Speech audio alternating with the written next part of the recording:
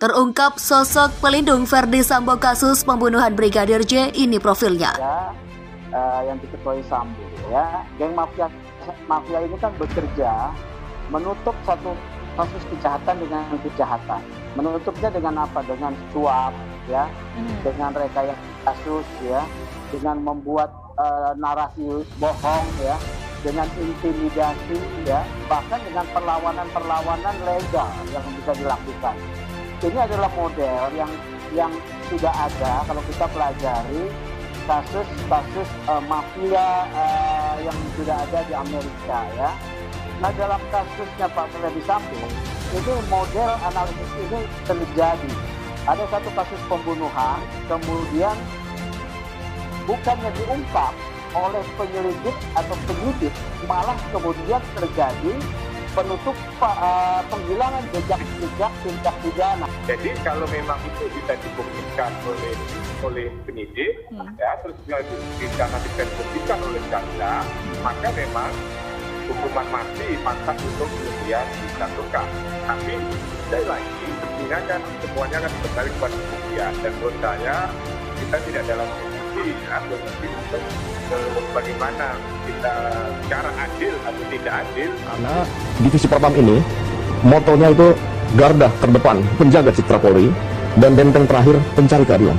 Bagaimana kami bisa menjadi garda terdepan dan menjaga citra Polri kalau Propam sendiri tidak bisa menjaga citra Propam itu?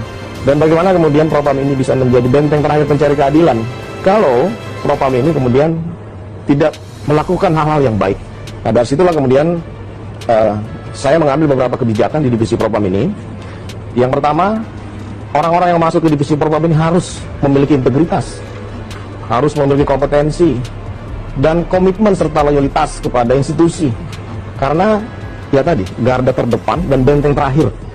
Kita harus terus bisa menjadi garda terdepan. Kita harus mulai dari diri sendiri, ucapan, pikiran, dan perbuatan harus melebihi polisi-polisi yang lain. Karena ada keberanian dari Baradae, caranya yang ngomong apa adanya, jangan lagi main skenario, jangan lagi main ditutupi, dan lihat Tuhan memberikan jalan itu dengan ada pengacara mundur, kemudian ada keberanian untuk nanti menjadi justice kolaborator, karena memang sesuai dengan ketentuan yang ada kan, LPSK itu kan memberikan badan pada saksi korban dan saksi pelaku. Tetap harus berani, harus bertanggung jawab dengan bicara jujur supaya orang semua bisa tahu yang sebenarnya. Maka kami melihat proses ini akan semakin membuat kami optimis untuk ini terungkap. Jangan andalkan pengakuan. Proses pemeriksaan, proses interogasi tidak harus dilakukan lama-lama untuk mengorek pengakuan, tapi utamakan pembuktian. Penjelasannya salah, itu bisa pertama itu dinilai tidak profesional. Nanti sudah pasti itu tidak profesional. Nanti kalau ketemu bahwa itu tidak profesional, ini ada kesengajaan menyembunyikan fakta, itu jangan.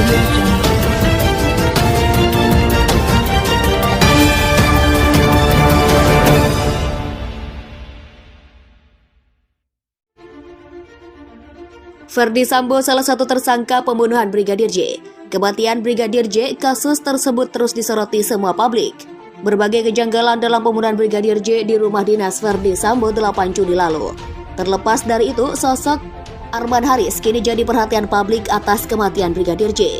Arman Haris adalah sosok pengacara Verdi Sambo atau bisa dibilang pelindung dan pembela dalam kasus Brigadir J. Lantas, siapa sosok pengacara Arman Haris pelindung Verdi Sambo dalam kasus Brigadir J? Karena adanya pengkaburan fakta di TKP membuat Polri bekerja ekstra dalam kasus pembunuhan Brigadir J. Dilansir Teras Gorontalo dari YouTube Beda Enggak, di mana Arman Haris mengatakan Verdi Sambo melakukan pembunuhan Brigadir J lantaran melindungi harkat dan martabat keluarganya. Berikut ini profil dan karir pengacara Arman Haris, pelindung Verdi Sambo dalam kasus pembunuhan Brigadir J. Diketahui Arman Haris pengacara yang berasal dari Sulawesi Selatan. Arman Haris, pengacara kelahiran 1973 ini memang bukan hal baru di dunia hukum Indonesia. Sejak tahun 2000 hingga 2004. Ya, Arman Haris sosok pengacara senior di kantor Reza Irawan dan Sebelum jadi pelindung Verdi Sambo dalam kasus Brigadir J ini, ternyata pengacara senior itu pernah tangani beberapa kasus lainnya. Di antaranya Arman Hanis pernah membela Gubernur Sulawesi Selatan Nurdin Abdullah, di mana pada waktu itu Arman menjadi pengacara dari tersangka operasi tangkap tangan Komisi Pemberantasan Korupsi yang terjadi pada awal tahun 2021. Sehingga dari kasus yang ditangani Arman Hanis, tadi menandakan kalau dia bukan pengacara sembarangan. Selain mendampingi kliennya berasal dari kalangan pejabat negara, pengacara Verdi Sambo itu pun terlibat dalam beberapa kasus besar lainnya, di mana Arman Hanis juga menjadi pengacara di sejumlah perusahaan besar tanah air seperti PT Coca-Cola Distribution Indonesia, PT Magnum Consolidators Indonesia, PT Ancol Indonesia, kuasa hukum pemohon Palit, dan PT Dian Semangat Insani dalam kasusnya dengan PT THWA Indonesia. Arman Hanis juga turut andil sebagai pengacara Juragan 99 saat berseteru merek dagang dengan putra Siregar yaitu MS Glow dan Flaskel untuk tahun 2024. Untuk tahun 2022. Sekarang Arman Hanis kembali sebagai pengacara Verdi Sambo yang belakangan menjadi trending topik di Indonesia dalam kasus pembunuhan Brigadir J. Mengumumkan Irjen Verdi Sambo sebagai tersangka pembunuhan Brigadir J. Selasa 9 Agustus 2022, berikut deretan jenderal yang mendampingi Kapolri baru terungkap siapa jenderal bintang 3 yang akan mundur jika Verdi Sambo tak dijadikan tersangka. Baru terungkap lagi fakta baru kasus tewasnya Brigadir J yang menyeret nama Irjen Verdi Sambo. Verdi Sambo terlibat dalam pembunuhan Brigadir J, bahkan Verdi Sambo juga menjadi otak dalam kasus yang banyak menyeret jenderal polisi ini. Nah, fakta terbaru dari kasus pembunuhan Brigadir J ini adanya isu soal jenderal bintang 3 yang akan mundur jika Verdi Sambo tak jadi tersangka. Hal ini diungkap oleh Menko Polhukam Mahfud MD membeberkan kepada publik bahwa ada sosok jenderal bintang 3 di tubuh Polri yang menjumpai Kapolri Jenderal Listio Sigit Prabowo dan menyatakan akan mundur jika kasus Verdi Sambo tak diproses dan tak dijadikan sebagai tersangka. Saya tahu ada seorang jenderal bintang 3 yang datang, ucapannya begini, kalau Bapak tidak mau laporan ini dan segera tersangkakan Verdi Sambo, besok pagi saya mundur. Ujar Mahfud MD dalam acara ILC Karni Ilyas yang dikutip dari Minggu. Menko Polhukam Mahfud MD menambahkan bahwa sosok jenderal ini sudah mau pensiun, sehingga ia ingin mengakhiri masa jabatannya dengan mengungkap kasus pembunuhan Brigadir Yosua ini. Kata si jenderal ini, karena saya sudah mau pensiun, tidak ada gunanya juga kalau saya dicemari tidak mampu mengungkap kasus ini. Yang begitu-begitu kan publik nggak tahu juga, kata Mahfud. Mahfud juga menceritakan bahwa Kapolri sempat dipanggil Presiden Joko Widodo soal kasus Brigadir Nofriansah Yosua Huta Barat. Kasus ini menyangkut marwah dan harga diri Polri. Siangnya Presiden memanggil Polri, lalu sorenya saya dipanggil, kata Presiden. Sebagai Presiden percaya kepada Polri untuk menuntaskan kasus ini, jelas Mahfud MD. Kata Presiden juga, ini masalah sederhana, bisa tuntas dengan syarat harus cepat. Sambungnya, kalau tidak cepat dan bisa berkurang tingkat kepercayaan, kata gitu, kan gitu, hehehe. Pungkas Mahfud. Mahfud juga bercerita mengenai paradigma Ketua Harian Kompolnas Benny Marmoto yang pada awalnya mengikuti skenario rekayasa yang dilancarkan Irjen Verdi Sambo, namun pada akhirnya perspektif dan paradigma Pak Benny ini kan berubah. Sudah menerima penjelasan dari saya bilang perspektif harus diubah melihat kasus ini. Buang dulu soal tembak-menembak, jelasnya.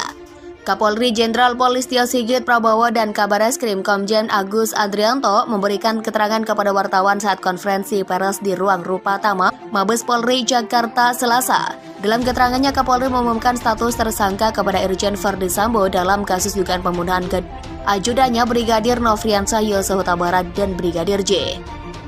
Berikut deretan jenderal bintang 3 atau berpangkat Komisaris Jenderal atau Komjen yang masih aktif di tubuh Polri pada saat ini.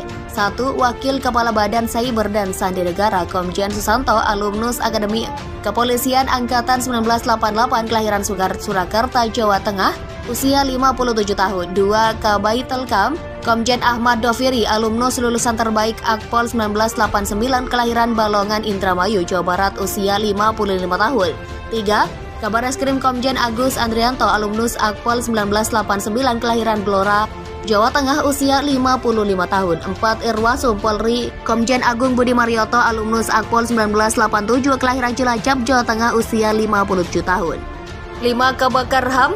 Kabaharkam Komjen Arief Sulistianto, alumnus Akpol 1987, kelahiran Nganjuk, Jawa Timur, usia 57 tahun.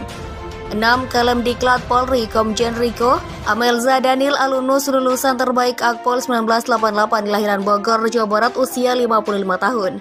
7. Kepala BNPT Komjen Boy Rafli Amar, alumnus Akpol 1988 kelahiran Jakarta, usia 57 tahun. 8. Kepala BNN Komjen Petrus Reinhard Kolos, alumnus Akpol 1988 kelahiran Manado, Sulut, usia 56 tahun. 9. Wakapolri Komjen Gatot Edi Pramono, alumnus Akpol 1988 kelahiran Solok, Sumatera Barat, usia 57 tahun. 10. Dan Kor Brimob Komjen Anang Revandoko, alumnus Akpol 1988 kelahiran Semarang, Jateng, usia 56 tahun.